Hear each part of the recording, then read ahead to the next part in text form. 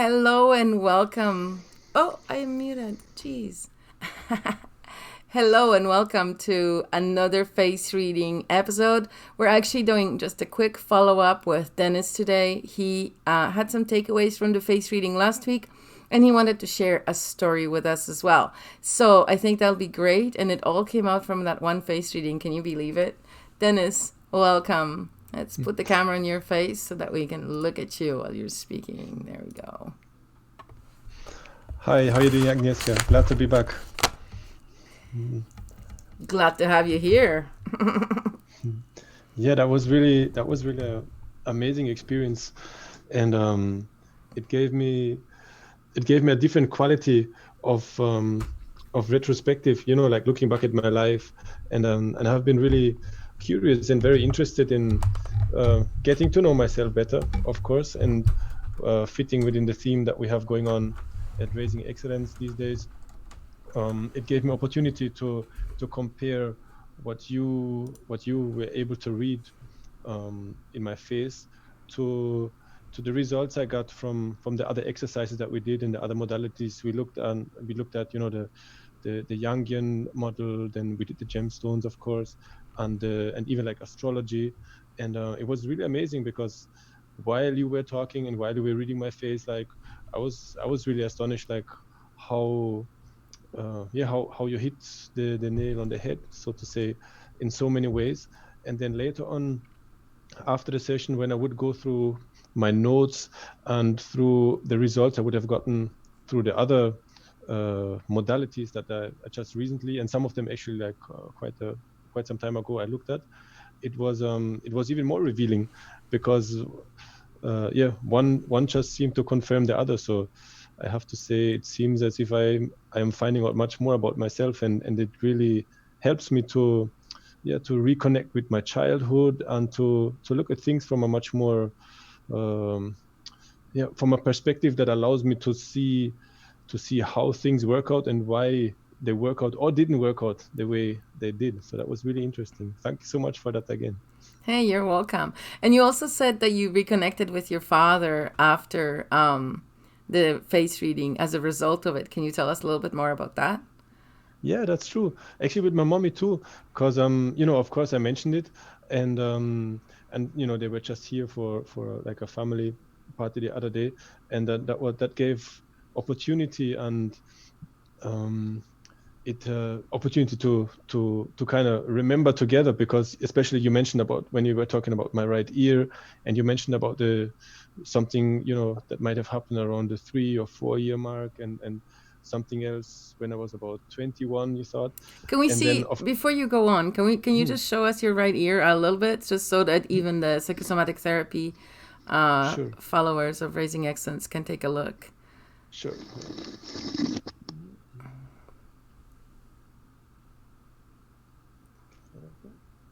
All right, there we go.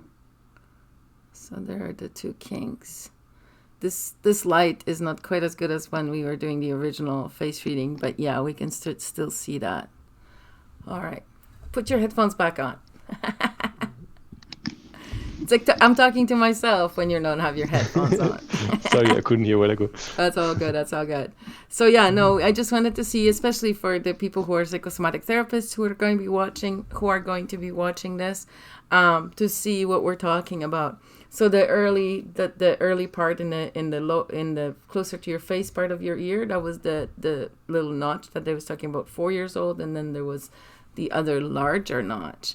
So the 4-year-old notch, that was something personal, and you don't really have to reveal however much you want.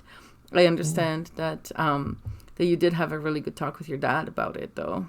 Yeah, sure. And he was like, what could have happened? And because I thought, yes, something, you remember something when I was 3, 4 year old, like something emotional. And then later I asked mommy as well.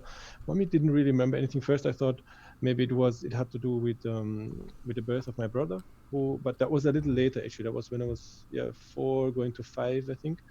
And uh, so you suggested that maybe, you know, she was in depression after birth or so, but she said no, she never experienced nothing like that. And then my daddy remembered something, but then after he would correct himself and no, that was like way early when I was a little bit still, when I was a baby. That was when he was opening the front door to the house, and he had me in one arm and he had the key in the other arm, and like out of nowhere there was this extremely low flying, like a fighter jet that would come from behind the house. So it was like you could not hear it approaching or anything. So out of nowhere, it just like passed about 100 meters above the roof of the house. It was really, really low, which they're not supposed to do. But I guess they were practicing nearby there. And there was this huge like thunder roar, bang, and like, and he was frightened to death. And like he looked at me, and I kind of, he said like my entire face, like I would freeze, like, and like it would last for like 20 or 30 seconds. I wouldn't, like all my muscles like were frozen in my face, and like he freaked out because he'd never seen that before. And so that's what he remembered like immediately. But it was I must have been like, I don't know, like 1.5 or 2 years old on his arm there. And then but then he remembered something, and my mommy would confirm that too, which was like one of the thing that frightened them the most when I was little bit, which is I must have run with my head against the heater. And the heaters at that time, they were the shape they had, it was like a wave shape, so it was like solid iron, and I must have run with like full speed with my head against it. And then like I get a huge like cocoa on my forehead. And so the swelling was really bad. And then my father said just a week before, he had seen on TV like some kind of report on emergency room, hospital, and exactly cases like that, that when like there was injury to the head or so, that the thing to do was to put like to apply heat to it or warmth. So he would so he ran and he got a rug and he put hot water on it and he put it in my head. And my mommy started screaming, said, "No, you mustn't do that, you must freeze." And he said, "No, you must heat it." I started and then the two of them like started to discuss and had a fight, like, and she was running for some ice and wanted to put that. He said, "No, it must be warm." And so then like the huge swelling I had like started up to swell like really humongous. So it was like a second head growing, they said, because he applied heat and it wasn't supposed to do that. No. And she ended up like rushing to hospital with me, and he stayed at home with my little sister. And she said, yeah, that was like a traumatic thing, like she driving like a crazy, like a mad woman in the car with me in the back and me with the second head. And so that was like the most traumatic thing they can remember. So but I realized also that sometimes, like something could have happened to me, or that I perceive as traumatic, which they might not even have perceived as that. So I'm still gonna inquire some more and find out more. But that was the most traumatic thing with them, and it was around that same 3-4 year old. So yeah, that's what we came up with. Well, I mean, it's just that. I mean, it's not like a really important thing for you to find out about whatever happened. It's just like I saw a little kink, and I was just wondering if it has that kind of a significant. But of course, with children, it could be something silly like losing your favorite blanket that your parents may not even remember, right? And from you, it may be a big deal. You might have cried yourself to sleep for a week straight. You know what I mean? For a small child, that's a big, major heartbreak. Whereas the adults in their life may or may not even notice what they might notice, but you know what I mean? Not remember 20 years or 40 years later. I understand that it's also some like a protection mechanism, isn't it? Like if there's something really overwhelming, that sometimes the brain would shut down, or would kind of, in order to protect yourself, or to not overcharge the system, so to say, that people would actually forget it, or like really traumatic things that people would forget it and not even remember it until they eventually, through certain techniques, would go back and actually able to see what really happened. Have you come like across those that? fainting goats. Yeah, we talked about that. When they get scared, they just faint and they don't remember anything. No, I don't know. I'm just joking. I have no idea. But yeah. So later, when you were talking to me, like at the beginning, during the original face reading, we were talking about the scar on your neck and how you ran into a wire, and how that was around at the time when your parents were divorcing, which if you think about it, for a kid, it may kind of feel like losing his head or that kind of an energetic thing. So that injury would make sense there. But but then later when we looked at your ear, and I said, oh, what about like when you were around 21? You couldn't remember anything at the beginning, but then you told me this crazy story. Yeah, and I didn't even tell you the part that came before that story too. but it was all around that, really, that year 2021, yeah, the same year that you were So saying. tell us the whole story. I'm sure that other people want to know. People have asked about it. Wow, okay. And even one that I remembered even after we talked the last time, which could be related to the shoulder too, because that is a side also. I think my eyesight is worse on that side, and that is where the scar is, and that's where the shoulder also is. Is shifted a little bit, or like a lot. So just And so you know, that's actually fairly common. And one of the things that we do when we study psychosomatic therapy, we draw out our injuries and we see if there are more injuries on a specific side of the body. Because a lot of the time people oh, have injuries on the same side of the body.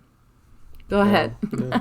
So one thing I remembered, which was really, it's something, it hit in the head, but it hurt more in the heart than in the head. So it was a situation where somebody who was really very dear and close to me, and actually is today still, um, there was a situation with things, I don't know how, where it was like within the realm of capoeira, and I ended up getting kicked in the face on that side as well. And it's like, it wasn't, the kick itself wasn't so dramatic. It just, it hit home, and it, like, a little piece of the tooth chip off or so, but nothing was broken. But what it meant, like, on the inside, I was like, it did cause like a huge, like a break of trust, I guess, if I can say that. And like, like, it redefined the whole relationship that I had with this person in that moment.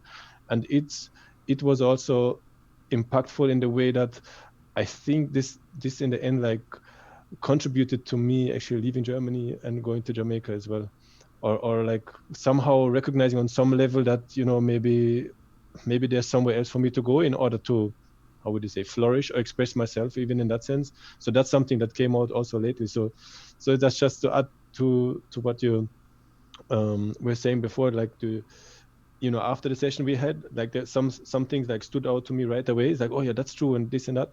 And some of the memories that they keep on coming back, like, even now, after days after we did, like, still I think about it, I reflect, and then I kind of remember things that I wouldn't remember right away. So that's really an interesting process as well. And so that was around the same time. And so there was a thing with the cable and the neck, then there was this situation, and then And once there again, was, if our listeners want to hear the stories about the cable and the neck and anything else, they can go to the Raising Excellence Facebook page and find Face Reading with Dennis, the first part, and then you can hear it and listen to that. yeah. And then right after that, I went back to Brazil, where I would stay for 6 months at that point of time. And I've spent more than 3 months actually in Manaus, in the north of Brazil, which is in the Amazon. And there I underwent like a specialization course that was like it's a training that is For today very few capoeira? people actually, yeah, but it's a specialization course which is only for really advanced people, and actually only very few people nowadays do this training. It's almost, not sure if I can say it's extinct, but like very, very few people actually do this still. It's called emboscada, which is Portuguese, and it means ambush. So it's an ambush training. And that was let me try to describe it in a few words. It goes back to it has a long tradition, and it's like it's a specialization training for advanced students who basically learn how to defend themselves, so to say, but on a different level. And there, it was basically a setting where a mastery and a group of really advanced students and teachers would pick on a small group of people that would want to undergo this training. It would like last for, was it 2.5, almost 3 days, and they would just throughout this period, they would try everything they could come up with to break us physically, but also mentally. So they were, And you signed so up they for were, this voluntarily? yeah, Okay. and across the world to participate in that as well. We So that paid was a like lot a of huge money to get there. Yeah, that sounds good. Mm-hmm. well, yeah, in terms, yeah. so I probably shouldn't go into details, but it was they took 2.5 days, and the guys who were the ones who tested and who were doing the beatings and the exams and whatever they came up with, they themselves had to have passed through that. And there was only few people who really passed through that, but those who do, they had those experiences, and they were eager to discount some of their own experiences. And so it were interesting 3 days, and they took us to the jungle. It started actually in the town and in the bus, so there was like some public humiliation going on as well on the bus ride, and it was like really setting us up, like really getting us exhausted, having to push cars and carry heavy stuff, and then walking through the jungle and barefoot and having to carry everybody's luggage. And so by the time we actually reached the actual training ground, we were already really exhausted and tired. And then they would literally ambush us a few times, like on the way. And then there were 2 days of exams that were designed to, their goal was to make us ring the bell and give up, and our goal was to not do that and to get through those 3 days basically. And in that process, the whole everybody besides myself and one other guy actually gave up on the morning. And how many people did the training start with? We were a group of 9 that were allowed to participate. So they wouldn't just let anybody go, but they had to know that these guys really. So 2 out of 9 passed the 3-day training or torture or whatever you call it. Ancient technique of making people suffer.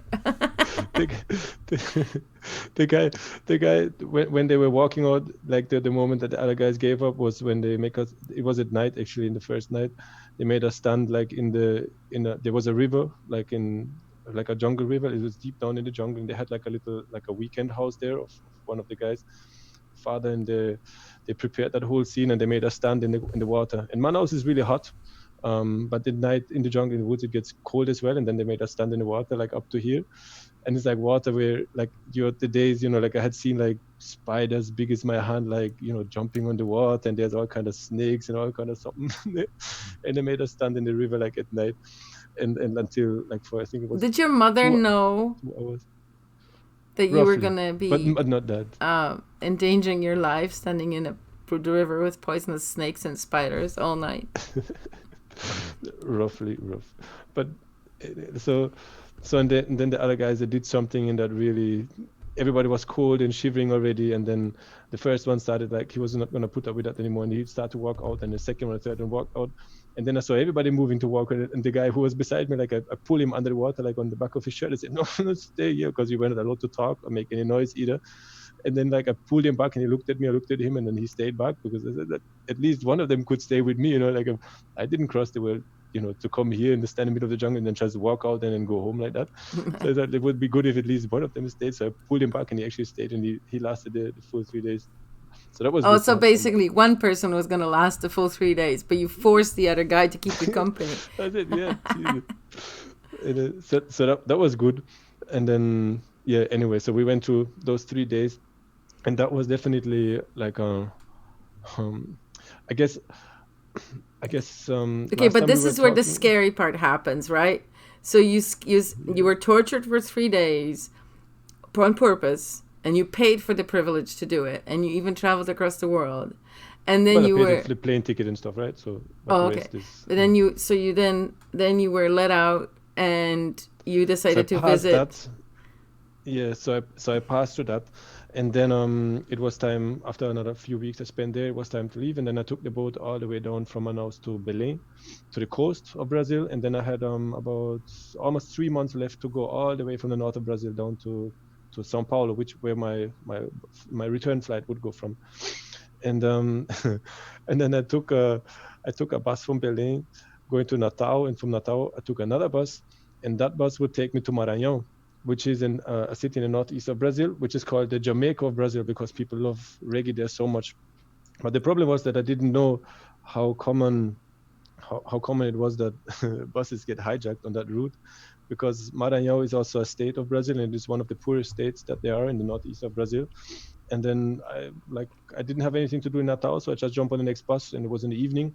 And then the bus ride would be overnight, so I thought, it's good, if you reach in a new place that you're unfamiliar with, and so it's good to reach in the morning, when school people go to school and work people go to work, and then you just have a different, it's a different vibe, a different energy if you approach in an unknown area, if you go in the morning, it's generally like a different energy than if you approach it in the evening or in the night.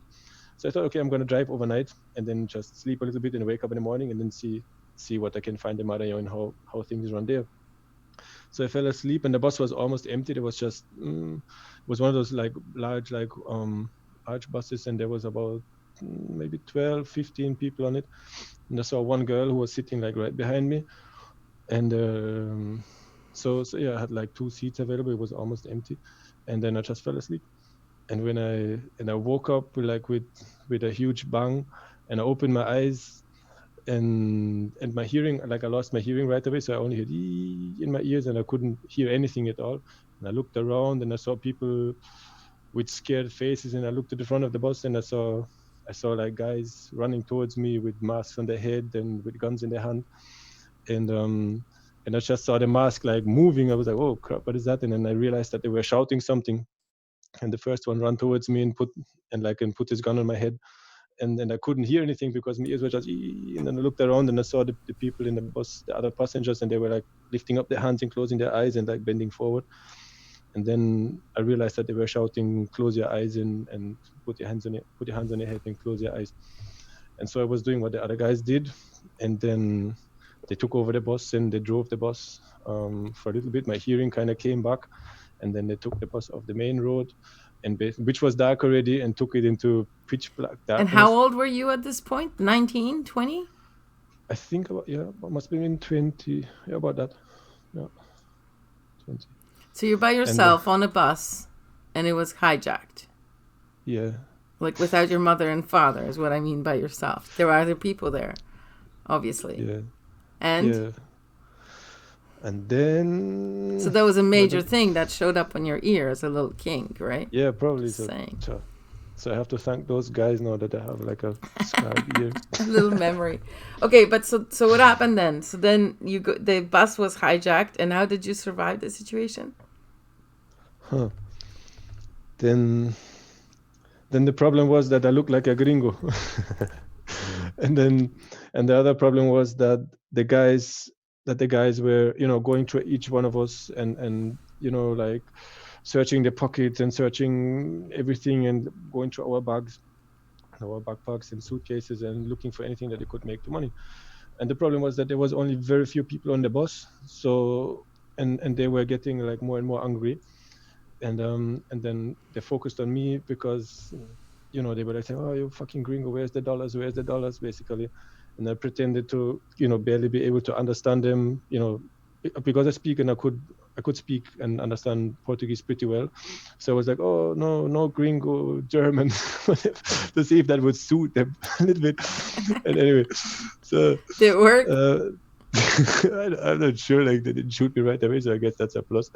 But they were like, oh, you fucking gringo, you're fucking American, and like, where's the dollars, where's the money? I said, and then the other problem was that I didn't have any money. I only had like one bill, which was a 50 reais bill, which is, I'm not even sure how much that is right now, maybe like $20 or 25. And so because I only had one, I usually walk like with 2 or 3 wallets, like one to give away with a little something. And in Brazil, you have to make sure that the ones that you give is, doesn't have too little, because then they get, vexed, or they get angry, and it doesn't have too much either, because then they think you might have more and they're going to look again. But I didn't, in the one to give away, there was only like a few coins. So they didn't believe at all that, a white man, a foreigner, can walk with just a few coins. So they were like, where's the money? And they also had, then they stormed in, and they were screaming, is there police or is there any soldier on board? And then I looked around, and then everybody was like just looking, and nobody raised his hand and so on. It was like, that's the last call. Is there any police? Is there any soldier on board? And later people told me that the law of the street there is that if they catch any police or soldier, then then that's it. They will just kill them right away, because they know they were, they come back for them usually. And then they took everybody's wallet out and looked at all the IDs, and they were checking for ID if there's any police force member, any soldier. And nobody was there. And then they asked, is there anybody have weapons there? And you were like, oh, tell us, you can tell us right now, we're not going to ask again, tell us now, is there any weapons, any guns, any whatever on board? And so nobody said anything. And then they start, tell us no, otherwise, it can go bad. Like, we're not going to ask again. Then once somebody like lift his hand and say, you have some, ammunition?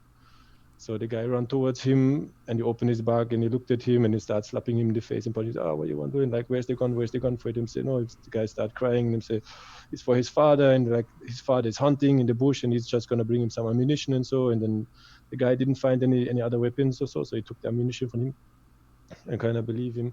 And so did the you have problem, something with you? yeah, I had a knife.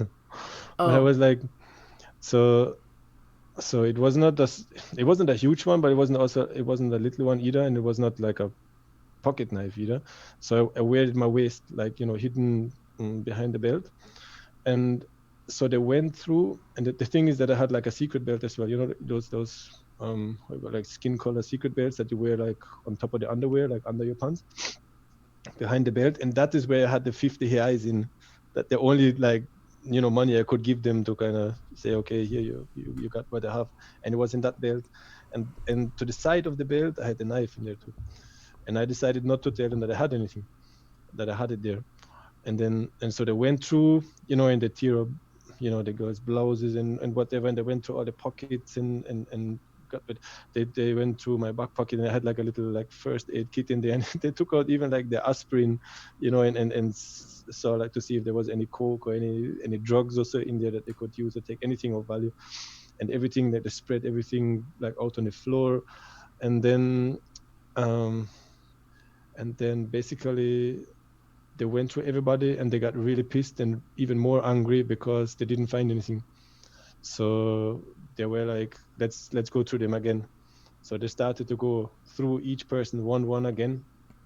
And when it came to my turn, they were like, oh, where's the money, gringo, where's the money, pass the dollars, and where's it? And said, I have nothing. It's like, you know, all my luggage is down there, the backpack is down there, so, and everything I have is right here, there's nothing, just a few coins and blah blah blah. I was going to draw some money when I reach with my card and blah blah. And I didn't take the card, they didn't take the what's it called, the ID as well, because I guess that's, you know, that's dangerous for them. If people see them with that, then they know it's stolen. And they were just, where's the money, where's the dollar? And then so it was like the guy was really like getting onto me. So I took because I was crouched forward, because they told us, you know, to not look up basically. So I took the secret belt out, and it's a belt that you can't just easily get rid of. So you actually like have to, you know, like, or slip out like through your legs or like over your head, and you can't easily open it.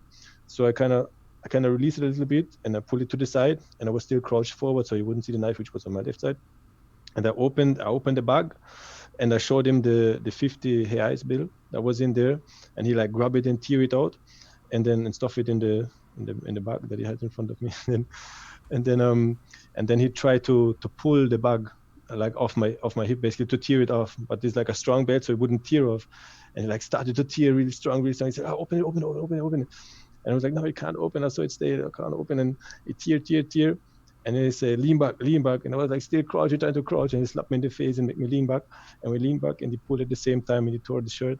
And then he saw that the knife was there. And when he saw that, he bawled, oh, you fucking con man, and you want to stab me? So he went for the knife, and he took out the knife, and he made a step back, and he showed to the other guy who was in front of the bus. He said, oh, look what I found. And he showed him the knife. And the fucking gringo won't stop me. I'm going to kill you. I'm going to give you a bullet in the head right now. I'm going to kill you. You fucking gringo. It's your last day. Say your prayers, wait, this and that. And then and then he told me to get up. He said, me no want to shoot the girl behind you, so get up. So basically, because the girl was sitting right behind me, so he obviously didn't want that the bullet pass my head and mash up the girl. So he told me to stand up. So I stood up, and I stood in the middle of the bus in the passage. And then he come and he put the gun on my head. And then he pulled his shoulder back. And this whole time he was shouting? Yeah, he was screaming, how you gonna fucking die? I'm gonna give you a bullet in the head. You gringo, it was your last time, and say your prayers and wait. And that's it. And then him take the knife and him stab after me with the knife, and I make a jump back. I make a jump back, and then behind me was the other guy. so there was the other guy behind me putting his gun to my head, and there was his friend in front of me, like holding up his gun and trying to stop me with my own knife. So that was the situation I found myself in the middle of the night in Maranhão. And then the third guy who was going through people in the front of the bus, in that same moment, he started making noise and scream and, hey, what is this? And he started holding up some like some money, basically like a bag of money that he found. And I don't know what happened. Like the guy in the middle got distracted and he ran to the front to check what's going on there. And then I was just like, standing in the bus, like looking and slowly sit back down. And then in that moment, his friend found like a stack of money in the socks of an older guy who sat like right behind the bus driver. And then they took about the poor old man and like take off his socks and the underwear and everything, like, and look what they found. They found like money in his shoes, and they found money like in his socks that he had hidden there. And they were like, there's over the money. I guess they forgot about me more or less. And then another car arrived outside, and then they banged against the bus from outside to kind of, I'm not sure how many people it was, or maybe it was even just to pretend that there was a lot of guys out there. And they say, nobody move, and if anybody step outside, we shoot right away, and this and that. And then they knock out the lights of the bus, so we were just in complete darkness. And then and them say like, nobody move for half an hour. If anybody move, somebody gonna left back and watch you and shoot you on the way. And then they left, and then we all just waited a couple minutes, and then started breathing. Start breathing again. And then the guys in the bus, like they start walk up to me and they shake their head and say, you're supposed to dead, like, how you still alive? How you survived? That's a crazy story. And everybody was picking up their stuff, and I was collecting back all the stuff that the broken aspirins, and then we were starting then the discussion started, like, oh, what shall we do right now? It must have been like 3 o'clock in the morning, like off the main road somewhere, like in the dark bush. And then the driver was like, holy shit, like, we can't go on, because if you move on right now, like if anybody else further down on the road, like if there's more bad troublemakers guys there and bad guys there, and and they want to hijack the bus as well as these guys did, and they won't find like even a cent, they're going to be really pissed. So we probably better stay here. But then the other said, no, but if they come back or whatever, it's a bad place here as well, and it could get worse. And then there was some discussions going on. Then I discovered that they took some of the luggage from underneath the bus. And then I was like, holy crap, please let my stuff be there. And then of course they went with my bag. I had like a huge, like an army bag, like an old, like worn out duffel bag, where I put my backpack inside, so it doesn't look like anything big or anything like rich or so. And they took that. So basically they emptied out the small backpack that I had like on me, and they took the big bag that I had too. And I was like, oh shit, like all the things, I spent like 3 months in Manaus, and like, I got some stuff, like even some old books, and I got some things that I wrote down that I copied, like from things that I wouldn't get again, and then some gifts and some instruments, and like, some capoeira related stuff that were really like unique. And I know, like, money can't buy that stuff. And I was like, oh gosh. So we're driving through the night, and I was looking outside, and I was like, oh gosh, this is gone, and that is gone, and this is gone. I can't get this back again, and this. And I start to worry. And then I just look outside, and I see the moon, I see the stars, and then open the window, and the breeze came. It's like, hold on, actually I'm pretty alright. I'm here. I'm alive. I'm breathing, like, there's nothing wrong. Everything is good. Like, I'm alive, and I have see the sun rising there on the horizon, and so everything is good. And I just got really happy. And that was a marking moment in my life where I really got like deep appreciation just for life itself, for being alive, and for the miracle and for the wonder of actually just being able to take your next breath. And I think that's something I never want to forget, to appreciate every breath, every moment that we have in life. And so that's one of the things that I'm taking up to today from that situation. And that's what came more or less that's what came to my mind when you were saying about something must have happened around 2021, because I think that was one of the more marking moments around that time that I had. Well, and you know what? You told me earlier that after that, you showed up in an empty, or in a city that was like a poor city. So, there were a lot of poor people and a lot of robbers and stuff, but you had nothing other than that empty duffel bag and the shirt on your back, and that's it. Yeah, but what was fantastic was that when we reached there, like in the first, like we stopped on the way to there on some like like one tiny village out there, and the bus driver and some of the people at the bus, they wanted to report to the police post, and the policeman wouldn't even open the door. And he was so afraid he wouldn't even come out. He said, no, you have to go to the main town and just go on and move on and reach there. He didn't even want to take any note or whatever. And then when we reached in São Luís, which is the capital of the state, Maranhão in Brazil, and then we came just to the bus station. Everybody was like, yeah, we're going to help you and to get around and whatever. And, we're good people. And like, yeah, no problem. When we reach there and, we'll help together and show you where to go and what to do. And then, like literally like 20 seconds after the bus like pull in, like everybody was gone. I was like, hold on. Like, you said that, everybody had somebody waiting and, everybody was just gone and left. And even the driver stepped out and I guess he went home or whatever. And I was like sitting there on a bench. I was like, holy crap, but no. And then so you're alone, 20-year-old kid alone with no luggage, no possessions at all, in a strange not even city, my little knife I had, where you didn't know anybody, but you had capoeira in your heart. Yeah, and love. And anyway, and then love. So and I sat down on the bench, and appreciation for life. I had that, and I sit down on the bench, and I was like, okay, so well, I couldn't identify anything, and I saw a sign, and the sign said centro, center. So I said, okay, well, I'm gonna follow that sign and go to the center and done. So I started to walking off, and then a lady that was at the ticket center, like she was screaming, hey, where you going? I said, this way. But where you going? I said, to the town center. And then she kind of came out of the ticket booth and said, but you can't walk that way. I said, why not? No, like you take a bus. I said, no, I don't really have no money like to take bus, right? And then I go on walking, and she said, no, hold on, you can't walk there. I said, well, why not? Like, it says center, and I see, a big road, and I just go to the center and see what one. And then she said, but it's a bad place. I said, well, all right, but I don't really have anything much left that they could take, so I guess I have to go same way. And she said, no, you can't walk today. They will even thief your underwear. I was like, well, I don't really have no option because I don't have anything to buy a bus ticket right now. And she said, hold on, I'm working for the bus company. And then she kind of writes something on a paper, and she gave it to a bus driver, and he said, take him. And then she write down the name of, she said her friend was working in a youth hostel. So she write her name and the address like on a paper, and she give the bus driver the ticket or whatever. So she basically gave me a bus ticket to the center, and she put me on the bus. And I was like, oh, that's really nice. Like, after last night, so the first person that I really meet in this town is like, giving me a bus ticket and treating me really nice and recommending her friend. And right after the people from that town robbed you of everything you had, just saying.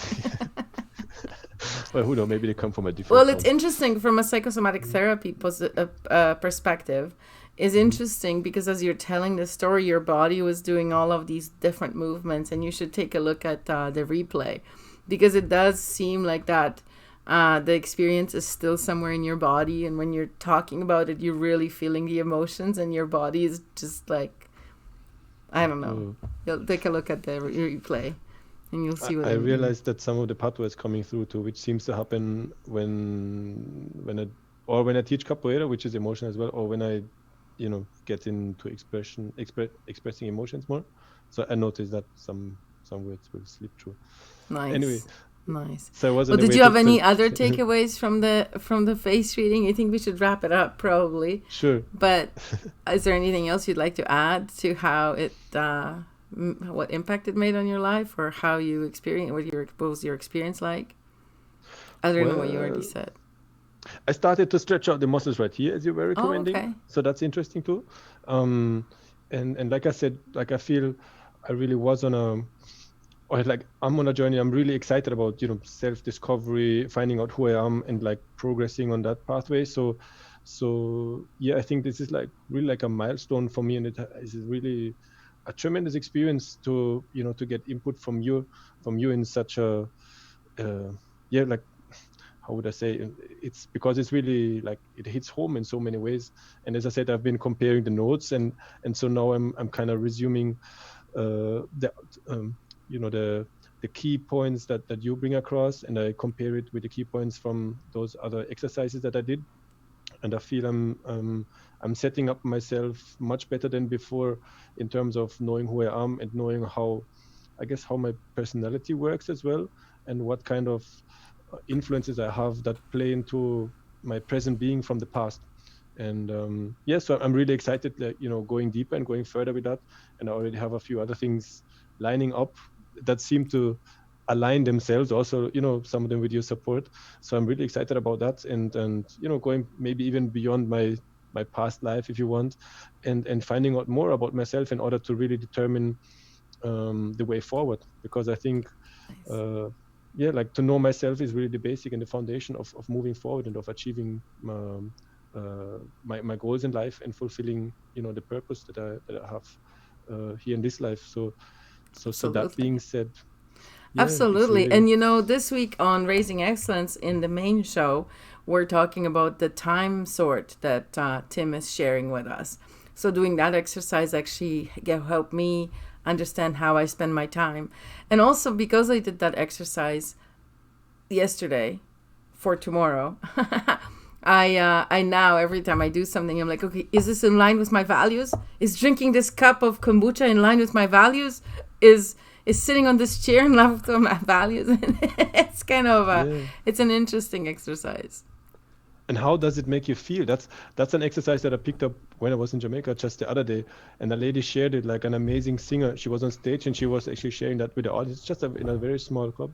And she was saying, well, actually, I didn't come prepared to sing, but the vibes were nice, and I have this exercise that I do with myself lately, and I just check in before everything I do. I kind of just check in with myself, with my feelings, with my mind, where I am, if I feel good or not, if it makes me feel good. And I was like, oh, actually, I feel really good, and I feel like I could sing a song because that makes me feel even better.